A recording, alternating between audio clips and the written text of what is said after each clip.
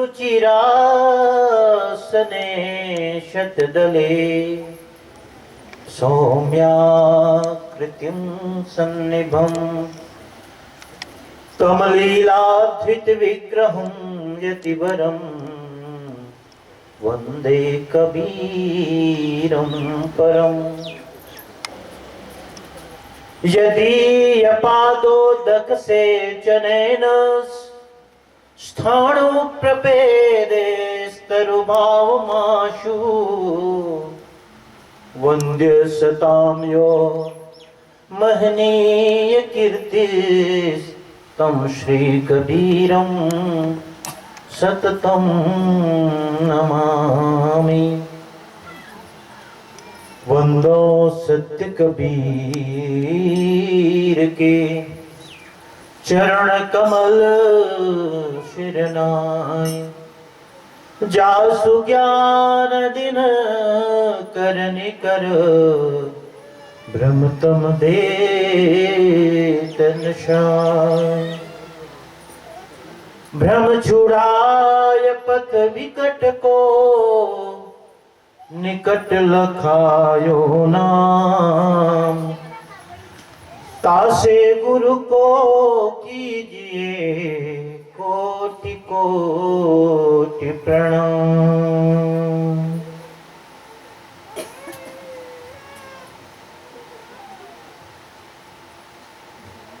वंदनीय संत महापुरुषों,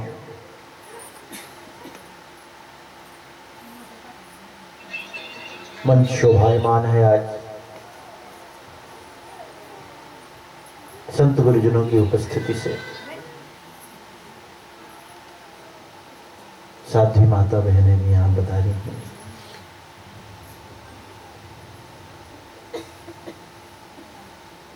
सदगुरु कबीर सत्संग समिति के सभी पदाधिकारी, संरक्षक श्री केजूराम साहू जी, अध्यक्ष श्री उत्तम कुमार साहब जी और सभी लोग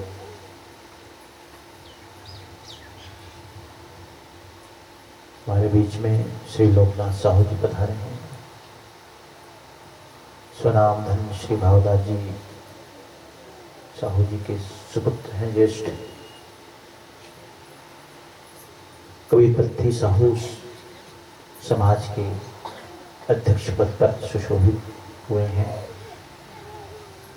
समाज की सेवा की है। ऐसे श्री लोकनाथ जी हमारे बीच हैं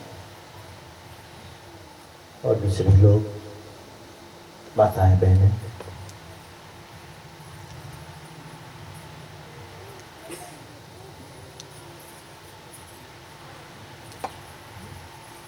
रवि टुकेश्वर कह रहे थे सब चुनाव प्रचार चल रहा है।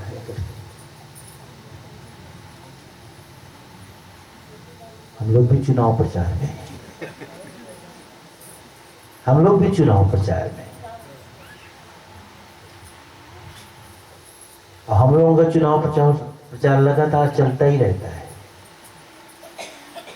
हम लोग भी यही कहते हैं, भाई देखो, अच्छा और बुरा में चुनना है, एक को चुनो, अच्छा को चुनो। सार और असार में चुनना है तो सार को चुनो। कुसंगति और सुसंगति में चुनाव करना है तो सत्संगति को चुनो। चुनाव प्रचार में ही हम लोग काल पुरुष और सत्पुरुष में चुनाव करना है तो सत्पुरुष को चुनो।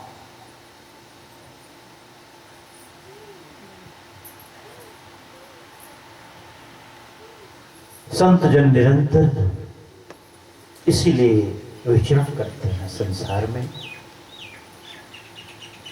कि तुम जाग जाओ, तुम संभल जाओ, तुम जीत जाओ। आपके जीवन में एक आलोक आए, प्रकाश आए,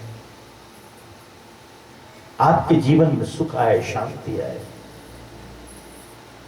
सुकून आए, संतृप्ति आए, संतुष्टि आए।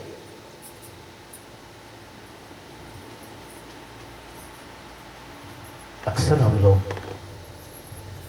अपनी बाल्यावस्था को याद करके बड़े प्रसन्न होते हैं। कितना सुंदर जीवन था, वो बाल्यावस्था, एक ऐसा जीवन जहां कोई फिक्र न थी, कोई चिंता न थी। खेलते कूदते खाते पीते, दोस्त यार मित्र, थकते रात को सो जाते। कभी लोग कविताएं करते हैं। सुभद्रा कुमारी चौहान की भी कोई कविता हम लोगों ने बचपन में पढ़ी थी। कैसा तो है उसके शिक्षा, बड़ा सुंदर। क्यों बार बार हम बचपन की तरफ जाना चाहते हैं? क्यों बार बार हमें बचपन की स्मृति दिलो दिमाग में छा जाती है? क्यों याद करते हैं? क्यों कहते हैं अच्छा है? वर्तमान से हम क्यों संतुष्ट नहीं हैं?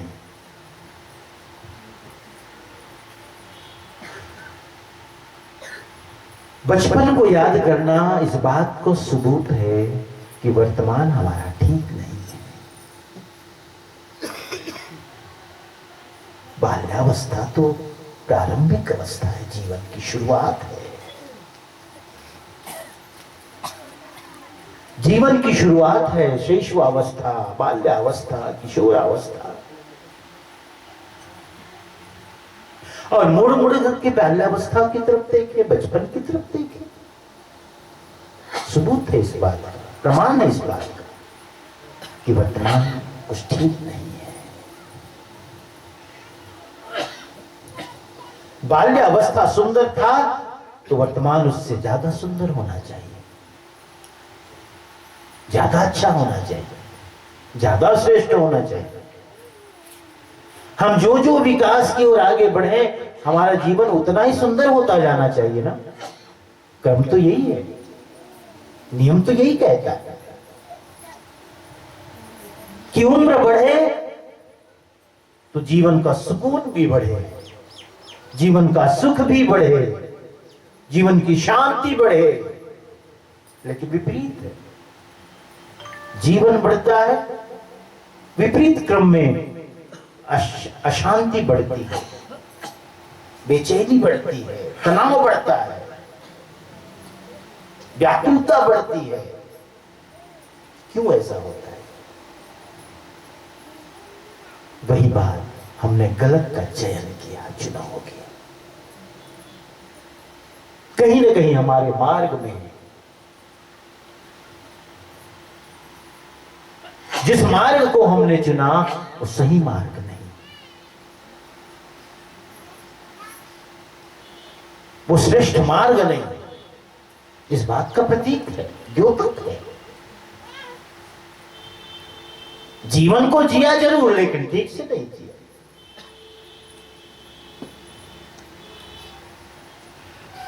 क्यों ऐसा होता है कि जो महापुरुष जीवन जीते हैं उनकी मौत, मृत्यु भी महाजीवन बन जाती है? और एक हम है, एक हम है जो हमें अपने जीवन से भी हमें संतोष नहीं है, हमारा जीवन भी नरक बन जाता है।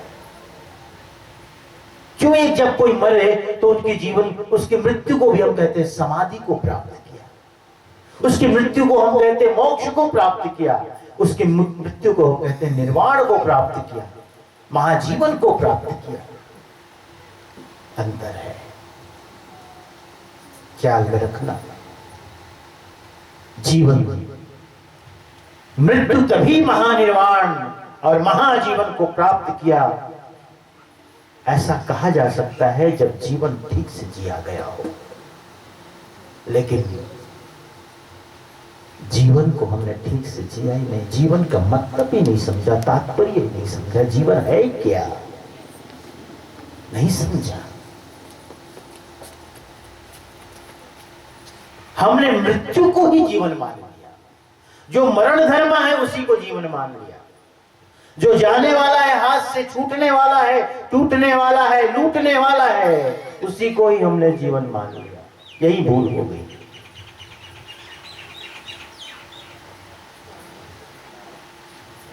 भगवान ईसा मसीह एक गांव से गुजरते थे, एक आदमी छत पे चढ़ करके गाली गलौज करता है, बक रहा है, अब शब्द निकाल रहा है सीढ़ियों से चढ़ते हुए। ईसा मसीह के कंधे पे हाथ रखा, क्या करते हो, क्या करते हो? जिस मुख से तुम्हें आशीर्वाद देना चाहिए, जिस मुख से तुम्हें दुआ देनी चाहिए, जिस मुख से तुम्हें मीठे वचन बोलने चाहिए, कहां से तुम गाली गलौज कर ले? अब शब्द। उसने पीछे पलट करके देखा ना, भगवान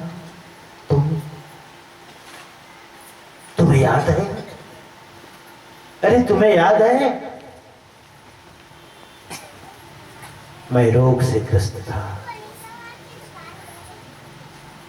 कुष्ठ रोग, पूरा शरीर गलने को आतुर था। तुम्हारे दर्शन के लिए गया, तुम्हारे चरणों में पड़ा, तुमने मेरे सिर पर प्रेम से हाथ फिराया।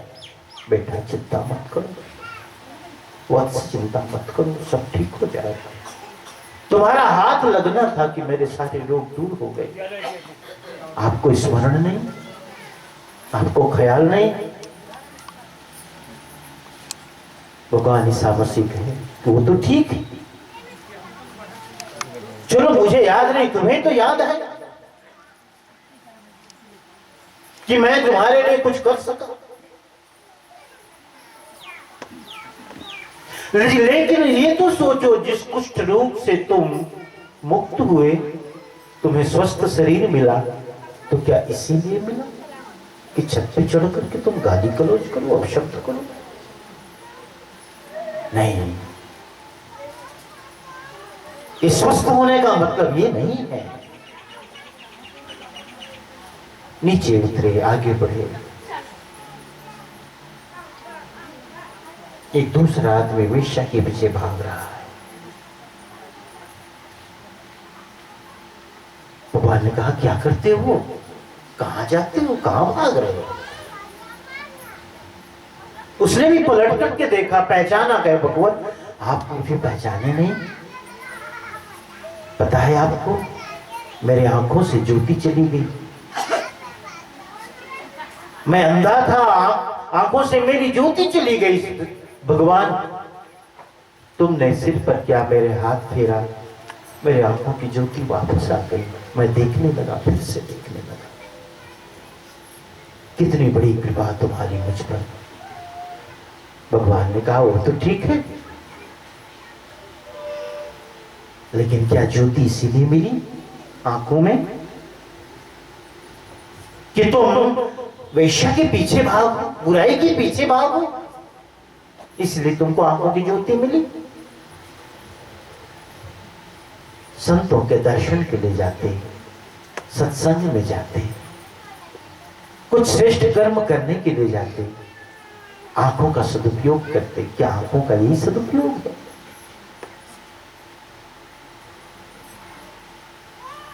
फिर आगे बढ़े। एक व्यक्ति शराब पिया हुआ, धुत नशे में, बेहोश।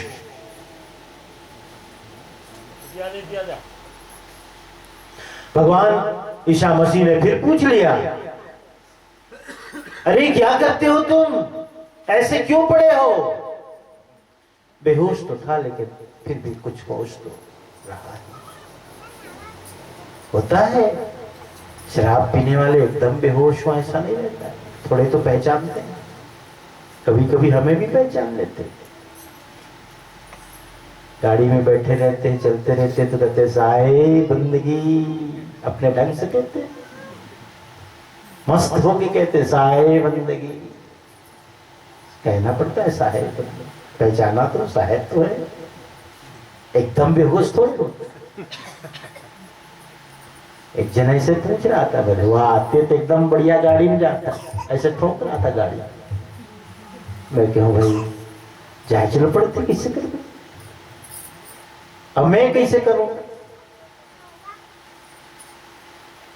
अपनी भाषा, अपना ढंग। हम लोगों को मिल जाते हैं, एक से एक लोग मिलते हैं, यात्रा में तो है निरंतर। एक से अच्छे से लोग बुरे से बुरे मिल जाते हैं। एक बार तो सामने खड़ा होकर बोल दिया है रोक, गाड़ी रोक। मैं कहा रोक दे भाई, रोक दे, आदेश है। जब आदेश कर रहा है तो रोको, उनकी बात को मानो, उनकी बात का सम्मान करो। ऐसे ठोक दिया बोनट को, ए रोक रोक। रोकने के बाद फिर आया, अच्छा साहब लोग हो? हमने कहा हाँ साहब लोग। ठीक है जाओ। अनुमति भी मिल जाते हैं। भगवान ईसा मसीह ने कहा क्या करते हो? उसने भी पहचान लिया था, हे भगवान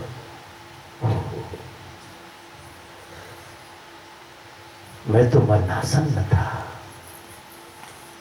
घर में तो तैयारी शुरू हो गई थी, तैयारी शुरू हो गई थी, नया बांस काट के लाओ, अर्थी बनाओ। अब ज्यादा कुछ नहीं रह गया, बस तुम्हारी कृपा मिली सदगुरु, तुम्हारी दया मिली भगवान। तुमने क्या कृपा की नजर डाली, मेरा शरीर फिर प्राणवंत हो गया, मैं जी उठा। क्या वो तो ठीक है, तू जी उठा तो भैया क्या इसीलिए कि तू शराब पी? इसीलिए जीवन मिला कि तू शराब पी? जीवन को जानो, जीवन को समझो, बहुत अनमोल, बहुत बहुमूल्य। जाग जाओ, जब तू जागे तभी सवेरा। एक भिक्षु आया भगवान बुद्ध के पास, कोई 70 बरस की उम्र वाला। भगवान बुद्ध ने पूछ लिया था कितनी उम्र होगी आपकी? उसने कहा यही कोई 5 वर्ष। 5 वर्ष? फिर से उसने पूछ लिया था कोई भूल चूक हो गई सुनने में या समझने में? उसने कहा मैं समझा नहीं, मैंने आपकी उम्र पूछी। कहा हाँ वही तो बता रहा हूं, 5 वर्ष। उसने कहा 5 वर्ष? किस हिसाब से गिनती कर रहे हो? तुम्हारी उम्र तो ज्यादा लगती है, कोई 60, 70, 80 की। तुम 5 वर्ष बताते हो, मतलब क्या है? उसने कहा जब से मैंने जाना जीवन को, जब से मैंने होश संभाला, जब से मैंने जीवन की महिमा जानी, मनुष्य जीवन की महिमा, मनुष्य जीवन की महत्ता, तभी से मैं गिनती किया और वो 5 वर्ष हुए। उससे पहले जो गया सब अकारत गया, बेकार गया। उससे पहले का जीवन गिनती का नहीं है। भगवान बुद्ध ने अपने शिष्यों से कहा देखो एक नया पैमाना मिल गया जीवन को गिनने का, ध्यान रखना। जिस दिन होश जगे, जिस दिन जीवन के प्रति सतर्क हो जाओ, सावधान हो जाओ, उसी दिन से जीवन की शुरुआत मानो। किसे कहते हो जीवन? जन्म से मृत्यु तक यही है। जन्म से लेकर मृत्यु तक जो हमने जाना वही जीवन है, जो किया वही जीवन नहीं। विचार करो, ये तो मरने की लंबी प्रक्रिया है। रोज रोज रोज रोज रोज मरते जा रहे हैं, मरते जा रहे हैं। हर पल हम मृत्यु के नजदीक पहुंच रहे हैं, सरक रहे, सरक रहे, सरक रहे। मेरी मां कहती थी जब मैं छोटा था, मुझे रोटी खाने का शौक था। शौक क्या कहें, अच्छा लगता था। बेलना रोटी, छत्तीसगढ़ में भी कई प्रकार है रोटी की। एक तो कपूरी रोटी होती है ना माता लोग, एक तो पान रोटी भी होती है। और फुलका को बेलना रोटी कहते थे, क्योंकि बेल के बनाते थे उसको, बेलना रोटी। मैं जब काशी नहीं गया था, मेरी उम्र करीब वही 10-12 साल की रही होगी, पढ़ता था मिडिल स्कूल में। माँ कहती थी तू रोटी रोटी चिल्लाता है, जाओ बगल के गांव से पिसा के ला, गेहूं पिसा ला, आटा आएगा तब तो रोटी खाएगा। मैं गांव में जाता था, बगल के गांव में, जो थैला में गेहूं रहता उसे डाल देता, देखता एक एक दाना सरकता है, सरकता है, सरकता है, सरकता है। तब मैं छोटा था, लेकिन जब मैं उस घटना को अब याद करता हूं तो उससे गहरा अर्थ मुझे मालूम पड़ा। जीवन इसी तरह सरक रहा है, सरक रहा है। अब एक दिन हम गड्ढे में गिर जाते, नहीं मौत, फिसल मौत।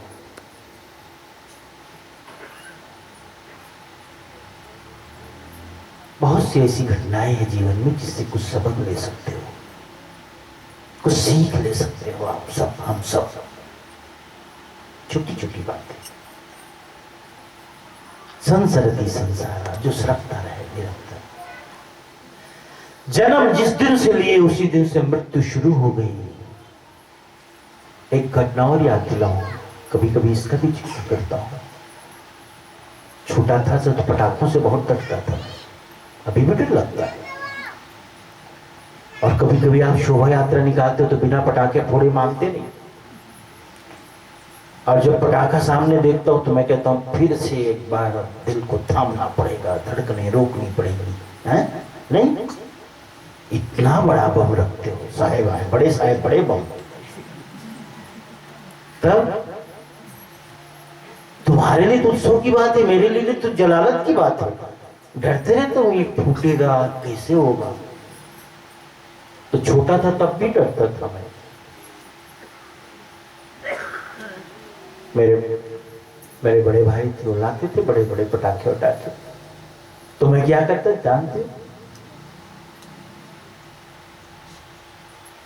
वो बत्ती से काम नहीं चलती थी, एक बड़ा अखबार की ओर बत्ती बना देता, लपेट के अखबार को, और उसमें बांध करके माचिस जला के घर के अंदर दरवाजा बंद कैसे देखता था। तो वो जलता जलता जलता जलता जलता जाता। अब फूटा, भी याद करता हूं, जीवन भी ऐसा ही है। जन्म लिए उसी दिन से आग लग गई है।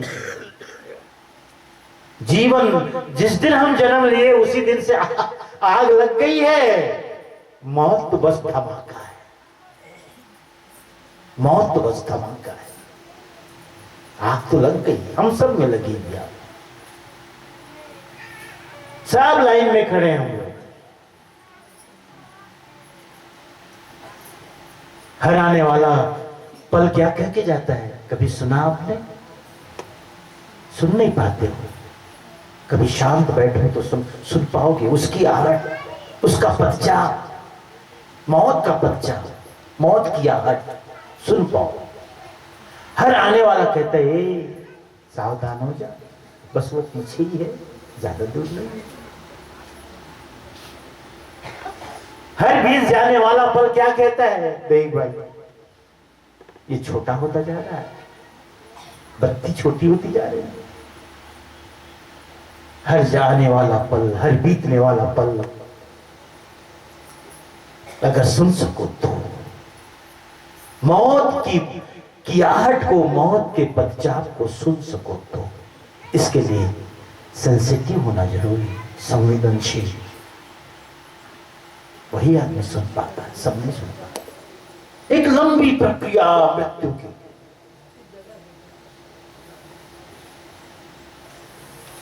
जब हम जन्म लेते हैं तो 1 साल बाद जन्मदिन मनाते हैं। काहे का जन्मदिन? विचार करो तो काहे का जन्मदिन? पूरी उम्र में 1 साल कम हो गए, उसको क्या खुशी मना रहे हो? 70 साल की उम्र लेके आए, 1 साल कम हो गया, 69 ही तो बचा। अब उसमें क्या खुशी मनाना? बढ़े तो खुशी मनो, कम हो रहा है, घट रहा है, अभी लोकनाथ जी 50 साल के होंगे, उससे ऊपर होंगे, 2-1 साल। लेकिन ये जितने उम्र लेके आए 50 साल तो कम हो गया ना, माइनस करो। दया करें साहब, बहुत दिन तक आप जियो, लेकिन 80, 85, 90, तो 90 में भी 50 घटाओ तो 40 ही तो बचा, बढ़ा कहां? अब इसमें खुशी मनाने की बात क्या है बताओ? जीवन बरोज बरोज कम होता जा रहा है। सचेत और सावधान होने की जरूरत है प्यारे अंशों। आओ बैठो।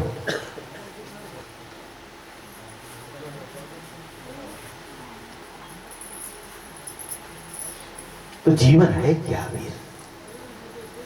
हमने जीवन क्या माना? यही सब, धन दौलत यश कीर्ति मान प्रतिष्ठा बढ़ाई, कुछ बन जाना, कुछ हो जाना, लेकिन ये कोई जीवन नहीं। साहब तो कहते हैं, संग चले सोई धन है संतो, छूटी जाए सो माया रे, छूटी जाए सो माया। कितनी सुंदर बात साहब। संग चले सोई धन है संतो, छूटी जाए सो माया रे, छूटी जाए सो माया। माया ही तो है जिसे हम जीवन कहते हैं। जीवन दांव पे लगा देते हैं, जो कल बीत जाने वाला है, कल छूट जाने वाला है, कोई लूट लेने वाला है। क्या यही जीवन है? नहीं।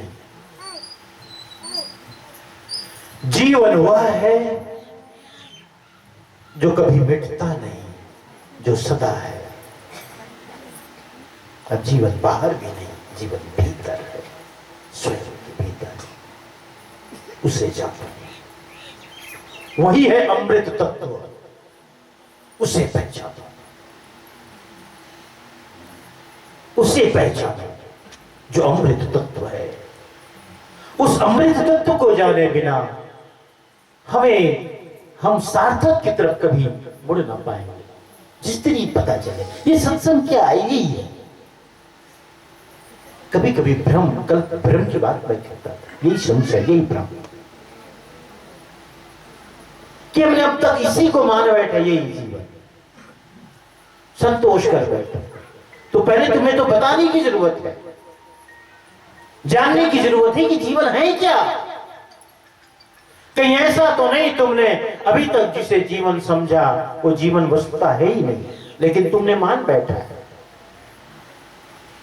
तुम्हें ये लगता है कि सही यही है, तुम्हारी गलती भी नहीं। इसलिए संत जन बड़े दयालु, बड़े करुणावान, वो कितनी नासमझ नादान, इनका दोष नहीं, क्योंकि इनको बताने वाला नहीं मिला। बताने वाला तो होना चाहिए था। क्या करे बेचारे, जो जान पाया कि क्या भूल, क्या गलती, कि सार्थक क्या है, निरर्थक क्या है, सार क्या है, असार क्या है, इसे आप जान नहीं पाए, क्योंकि आपको सत्संग नहीं मिला, संत गुरु का सानिध्य नहीं मिला। पहले तो जान पाओ। दो संत थे, एक गुरु एक शिष्य।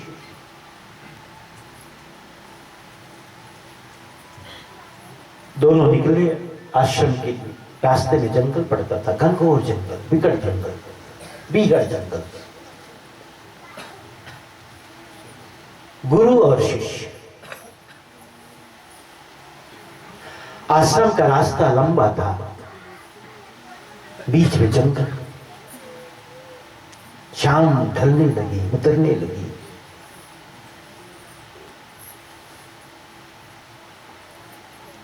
सूर्यास्त हो गया। गुरु ने पूछा शिष्य से, बेटा भय तो नहीं लग रहा, डर तो नहीं लग रहा? शिष्य ने सोचा कि गुरुदेव तो कभी नहीं पूछते थे भय के बारे में, इतने दिनों से मैं हूं। इन्होंने कभी भय के बारे में बोला नहीं, कभी पूछा नहीं। क्योंकि गुरु के पास आकर के जो सबसे पहली बात होती है वही है कि डर मिट जाता है, भय मिट जाता है। गुरु अभय पद देने वाले। भी सब भजन गाते आ रहे थे मेरे आगे आगे। वंदनीय गुरुदेव तुमको, वंदनीय गुरुदेव, वंदनीय गुरुदेव तुमको, वंदनीय गुरुदेव। काल जाल के फंदा भारी, काल जाल के फंदा भारी, परख लखायो भेव तुमको, वंदनीय गुरुदेव। वही तो परख लखाया, उसने तो बताया इस भेद को, रहस्य को। चारों तरफ काल का जाल फैला हुआ है। कौन काल है, कौन दयाल है, इस भेद को तो सदगुरु ने बताया। अंतिम पद पर श्रद्धेय श्री पूरण साहब रचित ये वंदना का पद। साहिब कबीर अभय पद दाता, साहिब कबीर अभय पद दाता, पूर्ण परख समेव तुमको, वंदनीय गुरुदेव। साहिब कबीर अभय पद दाता, जो संत है, सदगुरु हैं, वो अभय पद देते, हमारे अंदर का भय मिटा देते हैं, जो हमें निर्भय बना देते हैं। भय किस बात का है? मनुष्य को सबसे ज्यादा भय किसी बात का है तो मृत्यु का है। क्योंकि मृत्यु का मतलब सब कुछ ऐन खत्म, समाप्त। इसलिए मौत की याद आते ही कंप जाते हैं, डर जाते हैं। कोई मौत की बात भी करे तो कहते हैं शुभ शुभ बोल, शुभ शुभ बोल। क्या मौत की बात करते हैं? मृत्यु को हम याद नहीं करना चाहते। हम उस शुतुरमुर्ग की तरह, जो शिकारी जानवर पीछे पड़े तो थक करके शुतुरमुर्ग रेतों में अपने सिर को छुपा लेता है। तो क्या सिर को तुमने रेत में छुपा लिया तो सब छुप गए? अरे पूरा शरीर, पूरा धड़ तो पीछे दिख रहा है। शुतुरमुर्ग छोटा मोटा पक्षी नहीं होता, उसमें तो तुम बैठ जाओ तो तुम्हें लेके दौड़ जाए। उसकी तो दौड़ भी होती, चढ़ करके लोग दौड़ते। और वो शुतुरमुर्ग सोचे कि अब तो पता नहीं मैं बच सकूं ना बच सकूं, चलो एक काम करता हूं, इस रेत में अपना सिर छुपा लो। शिकारी तुम्हारी आंखों में दिखाई न पड़े तो शिकारी नहीं है। तुम मौत की याद करते तो भी मौत है, ना करो तो याद मौत नहीं है, तब भी मौत है। मृत्यु तब भी साथ है, बचने का कोई उपाय नहीं। इसीलिए तो हम शमशान को एकदम किनारे लगाते हैं, उधर गांव के उस पर, उधर रखना है, एकदम याद ना हो। कभी कभार जाना होता है। संतों ने तो कहा कि हम शमशान को घर गांव के बीचों बीच रखना चाहिए। गांव के बीचों बीच आओ जाओ तो बराबर देखते रहो, जलती हुई चिताओं को, दफन होते हुए लोगों को देखते रहो। तुम्हें कम से कम ख्याल तो रहे कि मुझे भी यही आना। संत जन कभी कहते हैं ना प्रवचन में, सुनता रहता हूं मैं भी, ऐसा नहीं कि वक्ता यूं बोलता। संत जब प्रवचन करते हैं तो उनकी भी बात मैं सुनता हूं, क्योंकि अच्छा वक्ता होने के लिए अच्छा श्रोता होना चाहिए। इसे कोई संत कह रहे थे, साहब एक बार ऐसा हुआ, गांव के बाहर एक झोपड़ा था, एक कुटिया थी, एक संत रहते थे। एक नौजवान घुड़सवार में सवार आकर पूछा, मुझे बस्ती की तरफ जाना है, यहां दो रास्ते दिखते, एक दायां एक बायां, कृपा करके मुझे बस्ती का पता बताओ, बस्ती का रास्ता बताओ। उस संत ने नवयुवक जो घुड़सवार था, घोड़े पे सवार था, उससे कहा था, बेटा यदि तुम बस्ती का पता पूछते हो और सचमुच बस्ती का पता तुम जानना चाहते हो तो एक बात याद रखो, बायां नहीं जाना, दायां जाना, दाईं तरफ जाना, जो रास्ता दाईं तरफ जा रहा है उधर जाना। वो घुड़सवार फिर से घोड़े की लगाम को थामा और बिल्कुल चल पड़ा जिधर बताया गया, दाईं तरफ। थोड़ी दूर बाद जाके देखा, यहां तो कुछ भी नहीं, सन्नाटा, जगह जगह टूटी हुई खाट, कुछ हड्डियों के अवशेष। उसने कहा कि मैंने बस्ती का पता पूछा, और भरोसा करके पूछा, संत ने, साधु ने, और उसने मुझे शमशान का पता बता दिया। वापस आया, वापस आने के बाद कहते हैं कि मुझे आप पर ऐसा भरोसा ना था कि गलत बोलोगे, झूठ बोलोगे, और यदि तुमने मजाक भी कहा है तो ये मजाक का वक्त नहीं है, मुझे जरूरी जाना है। मैंने आपको बस्ती का पता पूछा, आपने मुझे शमशान का, मरघट का पता बताया। क्या बेटा मैंने बिल्कुल सही पता बताया। क्या सही कहते हो? किस तरह सही है? तुम कैसे कहते हो कि सही है? जो मरघट है वो बस्ती कैसे हो सकती है? उसने कहा बेटा ऐसा है, जिसे तुम बस्ती कहते हो मैंने हमेशा उसे उजड़ते देखा है, उजड़ते। बैठो माता लोग, बहन लोग, कौन आ गए? सबका ध्यान उधर बढ़ गया, मुझे सुनना ही छोड़ दिए सब लोग। आ जाओ आ जाओ, जो भी आओ तो शांति से बैठ जाओ। हाँ एकदम ध्यान बढ़ता है। कितने शांति से आप सुन रहे हो।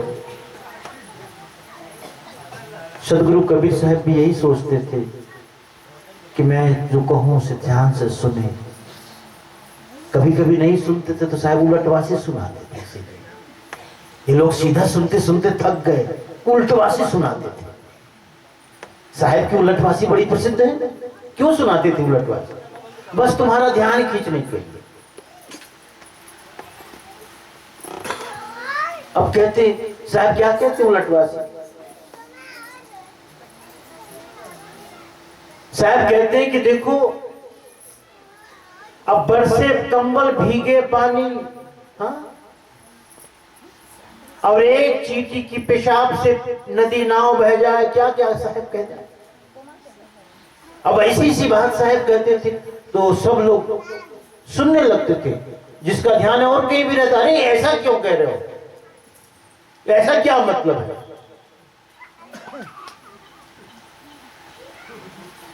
कहते हैं ना कि पहले दही जमाए के पाछी दुइये गाय, बछड़ा वा के पेट में माखन हाट बिका है। अब ऐसी बात साहब कह देवे तो आदमी को ध्यान दे के सुनना ही पड़ता था। तो सुनाने के लिए साहब ने उलटवासी का सहारा लिया। सुनो तो लगेगा तुम्हें उल्टा, लेकिन मतलब सीधा ही है, और वही सुनाना मेरा ध्येय है। उल्टी बात कहना मेरा ध्येय नहीं, उल्टी बात का जो सीधा अर्थ है उसी सीधा अर्थ को तुम्हें सुनाना है। उसने यही कहा संत ने, जिसे तुम बस्ती कहते हो बेटा, तुमने बस्ती का पता पूछा और मैंने बस्ती का पता बताया। क्यों? इसलिए जिसे हम बस्ती कहते हैं हमेशा उसमें से उजड़ते देखा है। गांव से आदमी मर मर के जाता है, मर मर के जाता है, मर मर के जाता है, लेकिन वहां से फिर किसी को और जाते देख नहीं देखा कहीं और जगह। इसीलिए सचमुच जिसे तुम बस्ती कहते हो वो मेरी नजर में मरघट है, और जिसे तुम मरघट कहते हो सच्चे अर्थों में वो मेरे लिए बस्ती है। क्योंकि जो बस गया वहां फिर उजड़ता नहीं, फिर वहां से कोई उजड़ता है। संत सदगुरु आपके भय को मिटाते हैं, भय को मिटाते हैं। मरघट शमशान भी साधना के लिए बहुतों ने प्रयोग किया, बहुत बड़े बड़े सदगुरुओं ने प्रयोग किया, भेजा करते थे। प्रारंभ में शिष्यों को भेजते थे साधना के लिए, जाओ 2 महीना 4 महीना मरघट में रहो, शमशान भूमि में साधना करो, जलती हुई चिताओं को देखो ताकि तुम्हें जीवन का पता चल सके, दफन होते शरीरों को देख सको ताकि तुम्हें ख्याल आ सके। भेजते थे। लेकिन हम मृत्यु से बहुत भयभीत, क्योंकि मृत्यु का मतलब सब खत्म, मृत्यु सब खत्म, अभी तो बहुत बाकी था, अभी तो ये करना, अभी वो करना, अभी ये करना, वो करना। अभी चुनाव लड़त लड़त में हम जनपद तक पहुंचे हो, अवधि आगे से ऐसे ही ना, मौत आ जाए अचानक तो हम ऐसा कहने देंगे वाह अभी तो पंच बने, फिर सरपंच बने, फिर जनपद तक, अभी तो मुझे जाना विधायक, विधायक से मंत्री, मंत्री से मुख्यमंत्री बनना था, भाई तू इतनी जल्दी आ गई मौत को। कितनी लंबी लिस्ट है हमारी, है ना, इसलिए डर है।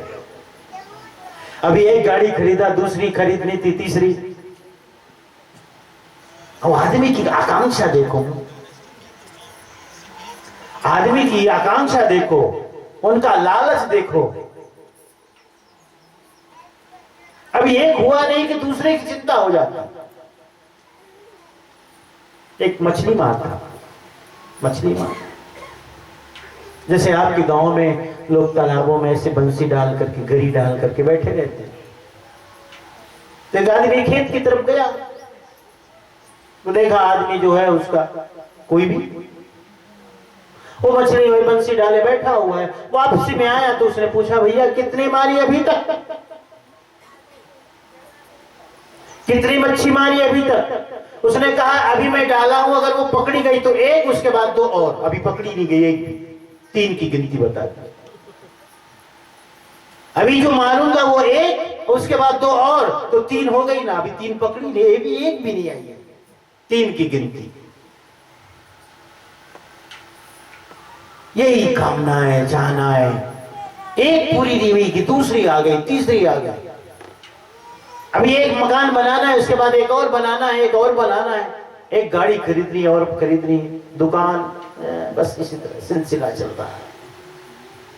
और अचानक मौत आ जाए तो सब गणित, सब प्लान फेल कर देती है मौत। इसलिए हम भयभीत रहते। साहिब कहते हैं, साहिब कबीर अभय पद दाता, पूर्ण परख समेव, तुमको वंदनीय गुरुदेव। हे सदगुरु, कितनी बड़ी तुम्हारी कृपा दया, तुमने अभय निर्भय बना दिया। कितना मैं भयभीत होता था, डरता था, लेकिन अब बिल्कुल नहीं, भय मिट गया, अभय हो गया। गुरुदेव ने शिष्य से कहा, बेटा डर तो नहीं लग रहा? शिष्य ने कहा, गुरुदेव तो कभी आज तक नहीं पूछा कि तुम्हें भय तो नहीं लग रहा है, लेकिन आज पहली बार, और क्यों? फिर चलने लगे, शाम घिरने लगी, रात उतरने लगी, अंधेरा बढ़ने लगा। थोड़ा और आगे बढ़े थे, फिर से उसने पूछ लिया, बेटा भय तो नहीं लग रहा? कहीं नहीं गुरुजी, बिल्कुल नहीं। नहीं गुरुदेव, बिल्कुल भी नहीं। आप हैं तो किस बात का भय? आप हैं तो किस बात का भय?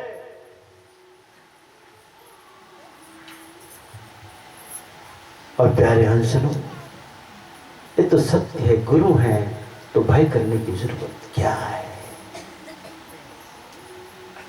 जिसे सच्चा सदगुरु मिल जाए उसे डरने की जरूरत ही नहीं, भय करने की जरूरत नहीं। स्वामी रामदास जी भी महाराष्ट्र के बड़े संत,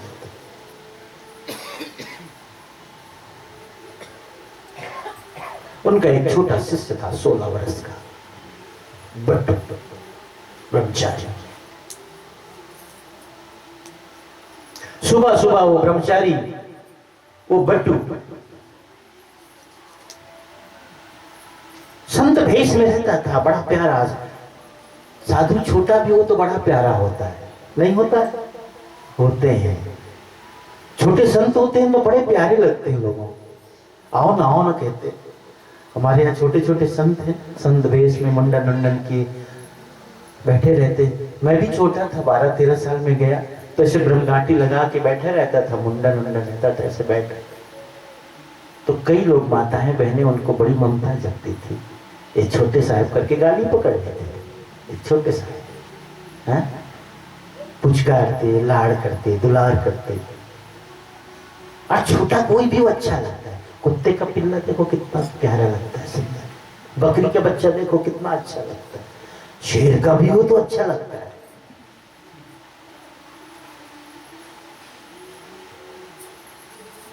संत, छोटे से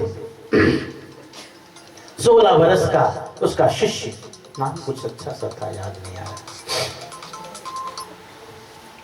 गया भिक्षाटन के लिए। एक ज्योतिषी के घर में पहुंच गया। भिक्षाम देहि, हाथ फैलाया, भिक्षाम देहि। ज्योतिषी की नजर पड़ गई हाथों में और हाथों की लकीरों में। उसने कहा, अरे ये क्या देख रहा हूं मैं?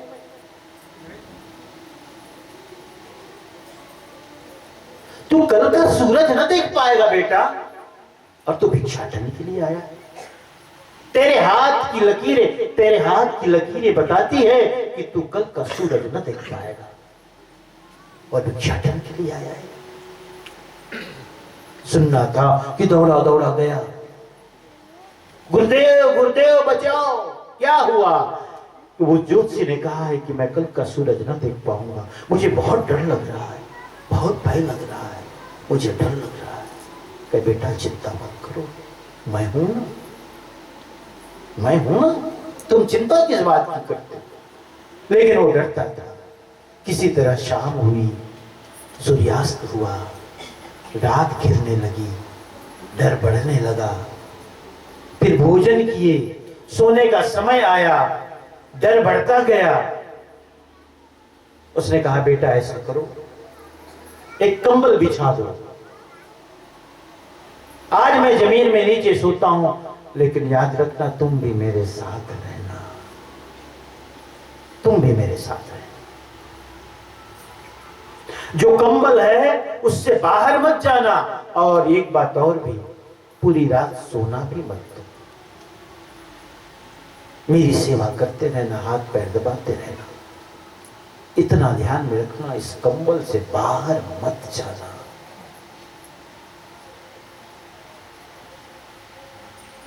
वो ब्रह्मचारी पूरी रात अपने गुरुदेव यानी स्वामी रामदास जी का हाथ पैर दबाते रहे, सेवा करते रहे।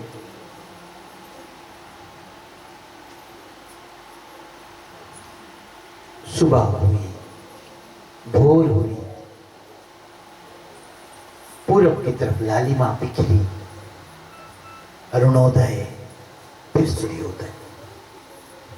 अरुण सारथी है सूर्य का, रास्ता बनाने वाला, आगे आगे चलने वाला।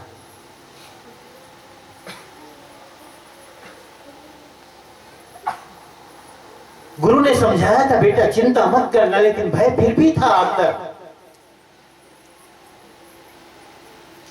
अरुणोदय हुआ, सूर्योदय हुआ, शिष्य बच गया। गुरु की कृपा, गुरु का आशीर्वाद। ये गुरु की महिमा है। जो गुरु के किनारे लग जाता है, मौत उसका कुछ भी नहीं बिगाड़ सकती। सदगुरु कबीर साहब जानते हो, सदगुरु कबीर साहब एक गांव में आए। ऐसी कोई माता जी, ये देखो बैठी सामने, ये वेद है ना, वेद निमोरा वाला, उसी की ये दादी है। ये कौन आए हैं भाई? तो आई बड़ी वाली, और कौन? अच्छा अच्छा अच्छा अच्छा, वो है, ठीक ठीक, बड़े वाले आए, ठीक, इधर बड़ी वाली तो उधर बड़ा वाला।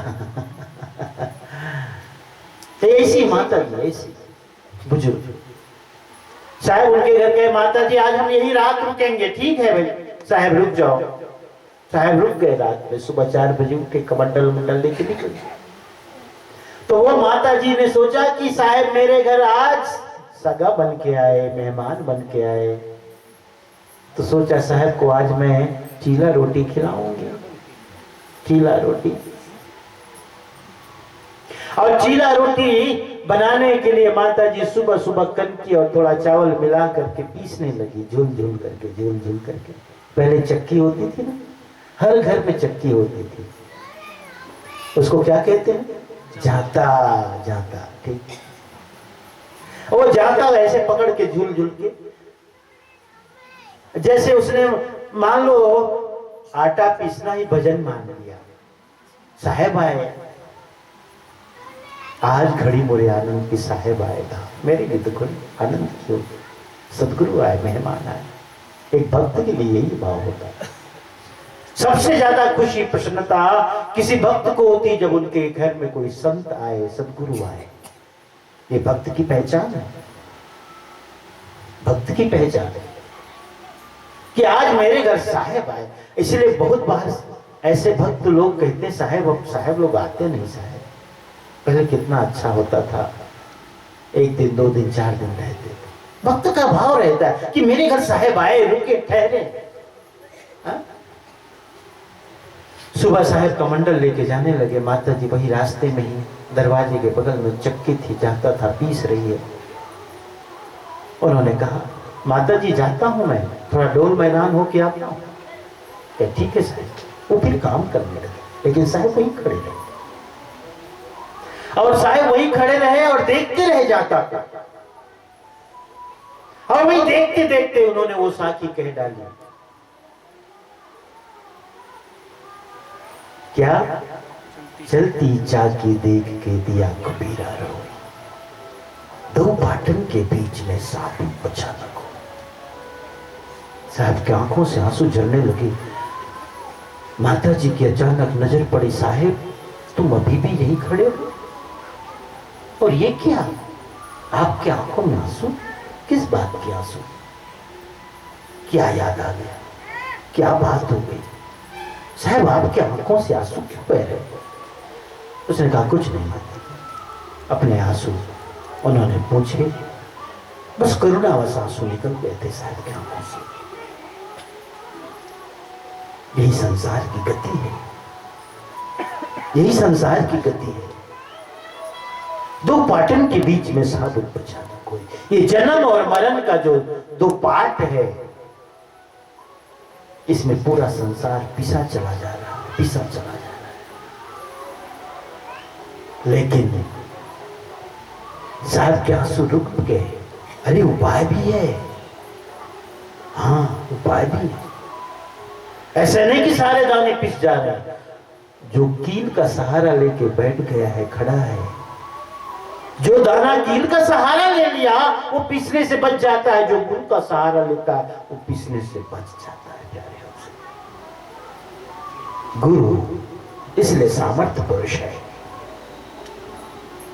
गुरु वो है जो आपको मौत से भी छुटकारा दिला दे। मौत तो अवश्य भावी, लेकिन जो मौत से तुम्हें छुड़ा ले, मौत से भी बचा ले, काल से भी छुड़ा दे, वही सदगुरु। अनुराग सागर ग्रंथ में आया है, काल ही जीती हंस ले जाए, अविचल पुरुष देश जा पाए। काल ही जीती, काल को जो जीत करके ले जाए, काल से छुड़ा करके ले जाए, काल से बचा कर ले जाए, काल के गाल में, काल के पंजे में जो फंसा जीव है उसे भी छुड़ा के ले जाए। नहीं, ये मेरा है, तुम्हारा जीव नहीं है, ये मेरा। वो सद्गुरु है। वो ब्रह्मचारी बच गया। सुबह सुबह कहा, गुरुदेव आप तो पूरी रात सोते रहे। ब्रह्मचारी ने, उनका शिष्य जो था किशोरावस्था वाला, गुरुदेव आप तो पूरी रात सोते रहे, जानते हो क्या क्या हुआ? पूरी रात, अरे कभी कुछ आया, कभी कुछ आया, कोई शेर, कोई भालू, कोई और। बस आपने कह दिया था ना, इस कंबल से दूर मत जाना। मैं गया नहीं, बच गया। मुझे आपका एक कंबल चाहिए। उसने क्या कहा? हे गुरुदेव, मुझे आपका कंबल चाहिए। क्योंकि अब भी वो नादान है, ना समझ है, सोचता था कि कंबल के कारण मैं बच गया, कंबल के कारण नहीं, गुरु की उपस्थिति के कारण, गुरु की विद्यमानता के कारण। गुरु सोते हुए भी जागृत थे। यही संत होते हैं जो देखने में लगते हैं जब सो रहे हैं, लेकिन सोते नहीं। या निशा सर्वभूतायां तस्याम जागृत संयमी। जिसमें हम सब सोते रहते हैं, उसमें संयमी साधक जगता रहता है। संत हमेशा जागृत अवस्था में रहते हैं, सोते नहीं। इसलिए संत यदि सोते भी है तो हम कहते हैं समाधि में। क्यों कहते हैं समाधि? समाधि का मतलब क्या है? समाधि का मतलब है कि जहां अंदर होश का दिया जल रहा है, उसी का नाम समाधि। जागरण का दिया जल रहा है। चार अवस्था है, तुरीय अवस्था, सुषुप्ति अवस्था, स्वप्न अवस्था, जागृत अवस्था। जागृत, स्वप्न, सुषुप्ति और तुरीय। तुरीय समाधि की अवस्था। जागृत का मतलब है जब हमारा जो चेतन मन है, सब हम लोग अभी जागृत अवस्था में, लेकिन अचेतन एक और मन है, अचेतन, जिसको कहते हैं अनकॉन्शियस माइंड। एक कॉन्शियस माइंड है और एक होता है अनकॉन्शियस माइंड, अचेतन में। अब वो अचेतन में जागृत मन जब जग रहा है तो अचेतन सो जाता है, और जब हम सोते हैं सपना आता है तो जागृत सो जाता है, वो अचेतन मन जागता है। और वही अचेतन मन हमारे लिए सपना लाता है, सपने आते हैं।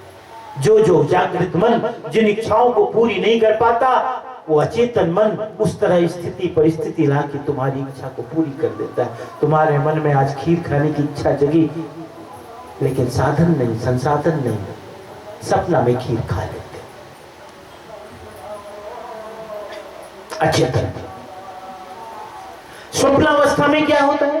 जागृत मन सो जाता है, चेतन मन सो जाता है, अचेतन मन जागृत रहता है। सुसुप्ति का मतलब जहां जागृत यानी चेतन मन भी सो गया, अचेतन मन भी सो गया, उसका नाम सुसुप्ति। उसी को कहते हो आज इतनी गहरी नींद लगी, आज इतनी अच्छी नींद आई कि पूरी रात मारो एक ही नींद में बीत गई, पता ही नहीं चला, लेकिन बड़ा आनंद आया। ये सुसुप्ति की अवस्था है, समाधि की अवस्था। समाधि की अवस्था का मतलब है जागृत भी सो जाए, चेतन मन भी सो जाए, अचेतन मन भी सो जाए, लेकिन फिर भी एक होश का दिया जलता रहे। होश का दिया, जागृत का, बेहोशी ना। सुसुप्ति का मतलब बेहोशी, तुरीय मतलब समाधि का मतलब जागरण। चेतन भी सो गया, अचेतन भी सो गया, लेकिन फिर भी होश है। ये समाधि की अवस्था। तो संत तो सदा समाधि में रहते, इसलिए संत सोते भी हैं तो हम कहते हैं सोए नहीं है, समाधि में।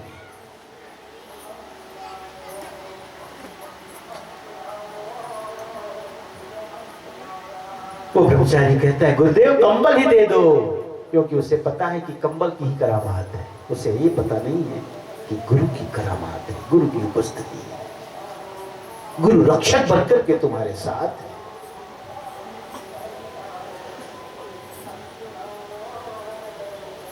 गुरुदेव ने पूछा, बेटा भय तो नहीं लग रहा? फिर आगे बढ़े। रात घिर गई थी, काफी रात हो गई, अभी भी जंगल बहुत बाकी है, विकट जंगल। एक कुआं मिला, कुएं के पास दोनों रुके, जल निकाला गया और जल निकालकर हाथ मुंह धोने लगे। हाथ मुंह धोने से पहले गुरुदेव ने अपने कंधे में जो झोला रखा था, थैला, उसे दे दिया शिष्य को। शिष्य ने देखा झोला तो है लेकिन इसमें वजन भी है, वजन है। तो सोचा क्या है, उसने झोला टटोला तो देखा कि उस झोले के अंदर एक ईंटे के आकार का, ईंट के बराबर सोने की ईंट रखी हुई थी। सोना। समझ गया, शिष्य समझ गया, डर कहीं नहीं है, डर यही है। ये जो बार बार मुझसे पूछा जा रहा है कि भय तो नहीं लगा, भय तो नहीं लगा, भय का कारण यहां मौजूद है। जब तक गुरुदेव पानी पीते, उसने क्या किया, उस सोने के ईंट को निकाला, कुएं में बांट डाल दिया और उसी के बराबर का पत्थर रख दिया। गुरुदेव पानी पिए, फिर से उसने, शिष्य ने झोला लौटा दिया, फिर आगे बढ़े। रात हो गई थी, घोड़ों की टापों की आवाज सुनाई पड़ी। फिर से पूछ लिया गुरुदेव ने, शिष्य डर तो नहीं लग रहा? नहीं नहीं, डर किस बात का? डर तो मैंने बहुत पीछे फेंक दिया, डर तो जो मैंने पीछे फेंक दिया। उसने कहा पीछे फेंक दिया तो क्या मतलब? हाँ हाँ, पीछे फेंक दिया, देख लो, चेक कर लो, जांच कर लो। उसने थैला जब जांच किया तो उसमें सोचता था कि वो सोने की ईंट अभी भी रखी है। उसने कहा अरे ये किया? हाँ हाँ, मैंने किया। जो डर का कारण था गुरुदेव, उसको मैंने इसलिए फेंक दिया।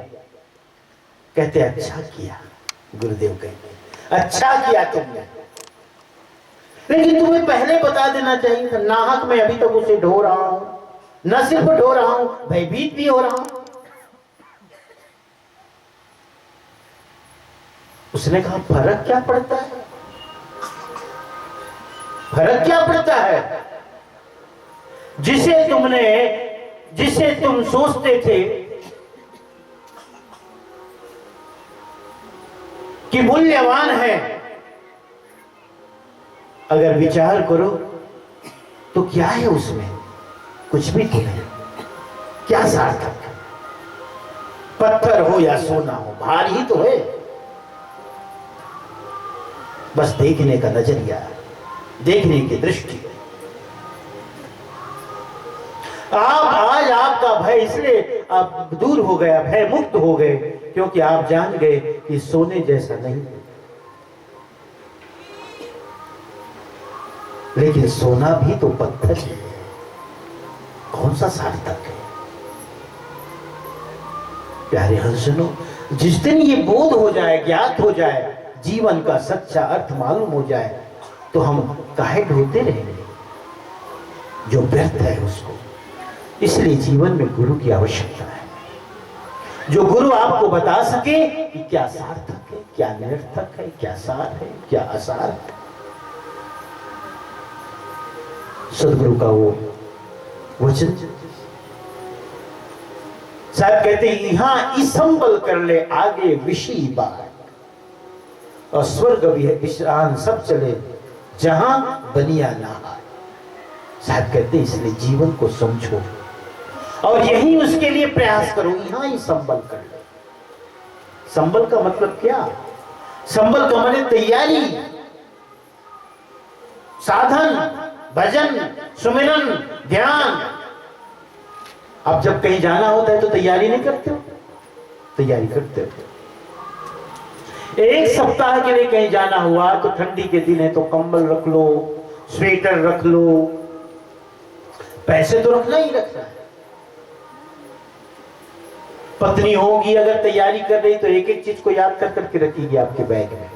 अरे ब्रश रखा कि नहीं रखा, टॉवेल रखा कि नहीं रखा, 2-3 सेट कपड़े हैं कि नहीं, साबुन वाबुन देख लो, ब्रश देख लो,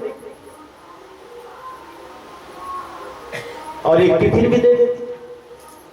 टिफिन 2 टाइम का इसमें खाने का हो जाएगा। काशी जाना 16 घंटे लगेंगे। यही है तैयारी। जैसे काशी जाने के लिए इतनी तैयारी करते हो तो कहते हैं यहां इस संबल कर ले, आगे विषय बात, यही तो तैयारी कर ले। ये जो मनुष्य जीवन है यही तैयारी के लिए जीवन है, आगे विषय बाट है, सब विषय हो गए बस। तो वहां कोई साधना नहीं बन सकती, कोई तैयारी नहीं बन सकती। अगर आपको अगर गायक की योनि मिल गई तो किसी गाय को आपने देखा सुमरन भजन करते हुए, माला वाला फेरते? नहीं देखा, नहीं देखा, क्योंकि बन ही नहीं सकता। किसी गाय को, किसी भैंस को, किसी कुत्ते को, किसी गधे को, किसी पशु पक्षी को सुमरन भजन करते देखा? नहीं देखा, क्योंकि वहां ये उपाय ही नहीं है। पशु पूर्ण रूपेण जन्म लेता है, जैसा जन्म जैसा बना दिया उसी तरह, उसमें जरा भी कोई विकास की संभावना नहीं। जितने भी पशु से इतर योनियां हैं सब अपनी पूर्णता में जन्म लेते हैं। मनुष्य जीवन ऐसा है जो क्रमिक विकास निरंतर। इसलिए कहते हैं यह जो है जीवन का मतलब है कि अगर एक फूल को खिलना है और खिल न सका, एक बीज को टूट करके वृक्ष बनना था और वृक्ष न बन सका, यही जीवन की असफलता है। अगर ये मनुष्य जीवन प्राप्त करके तुमने परमात्मा को प्राप्त न कर सका तो यह जीवन की असफलता है, क्योंकि अनंत संभावना है इसमें। मनुष्य के जीवन में अनंत संभावना। गिरो तो महागर्त में और उठो तो परमात्मा ही हो गए। इसलिए तो आदमी जब बुरा कर्म करता है तो उसे क्या क्या नहीं उपाधि देते हैं, क्या क्या नहीं आरोपित करते हैं। नहीं कहते कि कुत्ते की मौत मरा, साहब ने भी तो कहा है, मरते मरते जग मुआ मुए न जाना कोई, ऐसा होए के ना मुआ बहुरी न मरना हो। मरते मरते जग मुआ से डांगर ढोर, एको जीव ठोर नहीं लागा, भया सुहाती घोर। साहब भी तो नहीं कह रहे, जन्म तो लिया मनुष्य की तरह, शरीर तो लिया मनुष्य का, लेकिन क्या शरीर मनुष्य की तरह मरा भी कि नहीं? भाई ये तो देखो, कहां मरते हो मनुष्य की तरह, मरते हो पशु की तरह, डांगर ढोर की तरह, जानवर की तरह। मनुष्य हो तो मनुष्य की तरह मरो। कुत्ता भी कुत्ते की तरह मरता है। हर दूसरे प्राणी को देखो, मनुष्य से इतर जैसा जन्म लेता है वैसा ही मरता है, लेकिन मनुष्य से भी नीचे गिर करके मरता है। कितनी बड़ी असफलता है। मनुष्य हो के मनुष्य की तरह भी मर जाए तो कोई बात नहीं, मेंटेन करके रखे इतना तो, लेकिन मनुष्य से भी नीचे गिर करके मरता है। लेकिन इसमें कितनी बड़ी संभावना है कि मनुष्य से तुम नर से तुम नारायण बन सकते हो, नर से तुम नारायण हो सकते हो। इतनी बड़ी संभावना।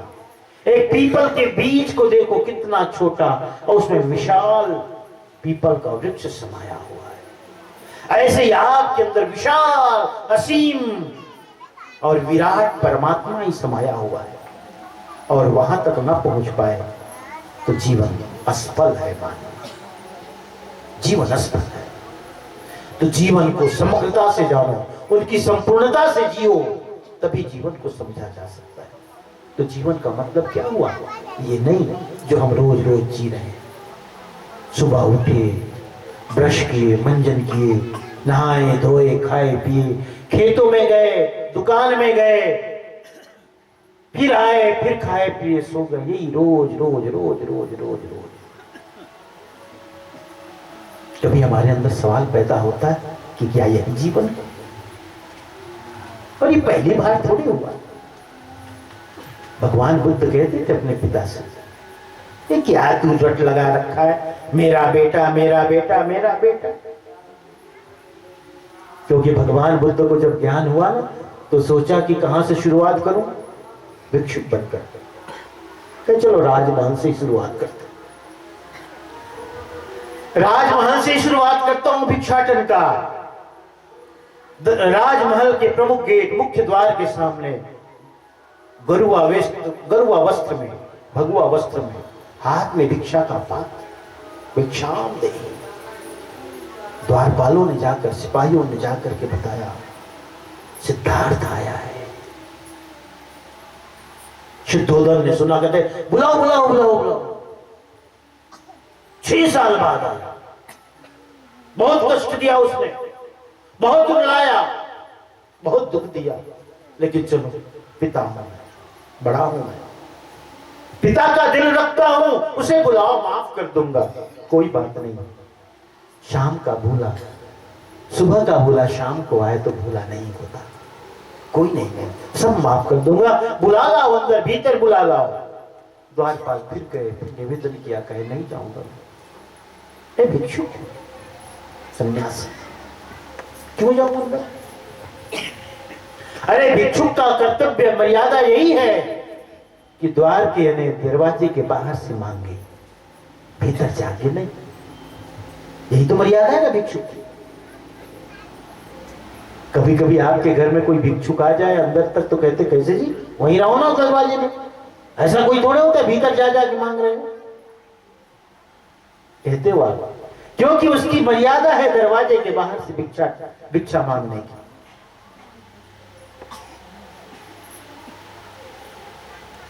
गौतम बुद्ध ने कहा नहीं, मैं नहीं जा सकता भीतर।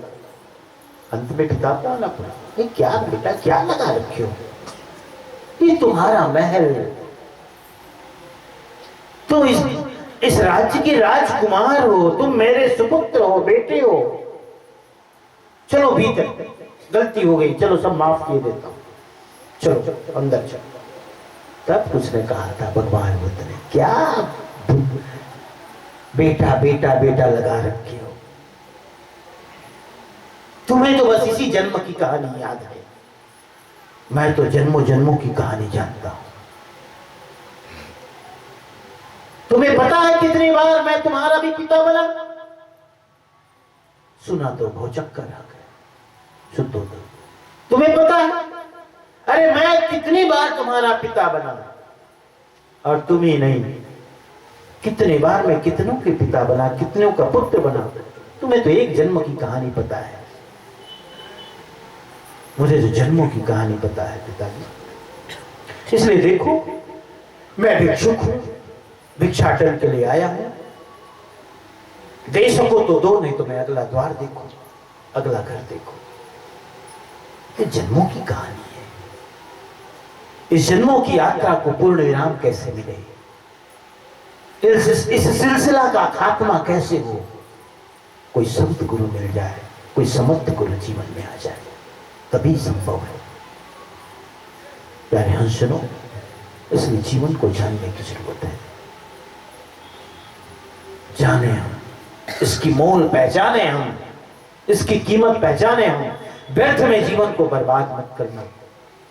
युवाओं से मैं कहूं, आज कुछ युवा वर्ग दिख रहे हैं, कुछ बेटियां भी हैं, बेटे भी, तुम युवाओं को कहता हूं बेटा, तुम ही लोगों को सत्संग की ज्यादा जरूरत है, तुम ही लोग पीछे पीछे रहते हो, क्योंकि तुम लोगों ने मान रखा है, माता पिता ने समझा रखा है, बूढ़ों ने समझा रखा है, अभी सत्संग में जाकर काकर बेगाते हैं, 60 के बाद जावे, 60 के बाद जाए लेकर तभी आवे, ये ऐसे आ जावे, 60 के बाद जाने के लायक रह जाते हो जी। अभी से सत्संग में आओ, सुनो, जीवन को सही मार्ग देना, तुम्हें मैं कहता हूं, हमेशा मैं कहता हूं युवाओं से, हर प्रकार से व्यसनों और बुराइयों से बचना, ये जीवन की बहुत बड़ी सफलता है। तुम गुटखा से, सिगरेट से, स्मोकिंग से, शराब से, ड्रग्स से बच सके, बहुत बड़ी उपलब्धि है। पढ़े लिखे हो, तुम ग्रेजुएट हो, पोस्ट ग्रेजुएट हो, और अच्छा है ऐसा भी हुआ कि जीवन में जितनी तुम्हारी योग्यता है उसके अनुकूल नौकरी नहीं भी मिली, कम भी मिली, तब भी चलेगा, क्योंकि तुम्हें कोई बुरी आदत नहीं है। जितना तुम कमाओगे पूरा का पूरा घर आएगा, माँ को दोगे, बेटा माँ लो, ये 400 रुपए रोज के हिसाब से 12,000 रुपए तुम्हारे हाथ में, पत्नी खुश होगी, माँ खुश होगी, पूरा पूरा घर आता है। माता पिता को संतोष है, कोई बात नहीं, मेरा बेटा कमजोर नहीं है, पढ़ा लिखा बहुत है, लेकिन उसे अच्छी नौकरी नहीं मिली तो क्या हुआ, कमाता तो है, जाता तो है, बैठा तो नहीं है, और मेरे बेटे में कोई व्यसन नहीं, बुराई नहीं। माता पिता का सीना फूल जाता है, छाती फूल जाती है गौरव से। इसलिए बेटो, आप लोगों को कहूं, युवाओं को कहूं, व्यसन से सर्वथा दूर रहना। व्यसन घुन है, घुन। चने को पीछे से घुस करके घुन खा जाता है, सामने देखो एकदम साबुत, काबुली चना देखो ऊपर से एकदम साबुत, पीछे से देखो खाली। नशा ऐसा ही है, तुम दिखोगे ठीक लेकिन भीतर से खाली हो जाओगे। हमेशा तुम्हारे जीवन में दो मार्ग आएगा, एक अच्छा एक बुरा। बुरे की पहचान यही कि बड़ी लुभावनी, वो रास्ता बड़ा लुभावना, बड़ा आकर्षक, शायद फूल पीछे हो। जो अच्छा मार्ग होगा वो कंटकाकीर्ण होगा, कांटों से भरा होगा, पत्थरों से भरा होगा, उबड़ खाबड़ होगा। बस याद रखना यहीं पर, जो फूलों जिसमें फूल बिछे हैं सुंदर है, लुभावने हैं, आकर्षक है, लेकिन कोई मंजिल नहीं, कोई मुकाम नहीं, कोई मंजिल नहीं। अगर तुम उससे आगे बढ़े तो अंत में तुम बस देखोगे एक अनंत खाई, महागढ़, महागढ़। अगर गिरे तो कुछ पता ही नहीं चले। लेकिन जो मार्ग कंटकाकीर्ण है, उबड़ खाबड़ है, थोड़े पैर छिलेंगे, पैर छिलेंगे थोड़े, चलने में थोड़ी कठिनाई आएगी, लेकिन याद रखना उसकी मंजिल बड़ी सुहावनी है, जहां विश्राम कर सकोगे, जहां थोड़ा रुक सकोगे, सुता सकोगे। इसलिए हमेशा तुम श्रेष्ठ मार्ग का चयन करना। तुम युवाओं को कहता हूं, आह्वान करता हूं, अपील करता हूं, और सत्संग की सबसे ज्यादा जरूरत है तो युवाओं को है, क्योंकि युवा सुधर गए तो बूढ़े तो अपने आप सुधरे सुधराए मिलेंगे जी। हाँ,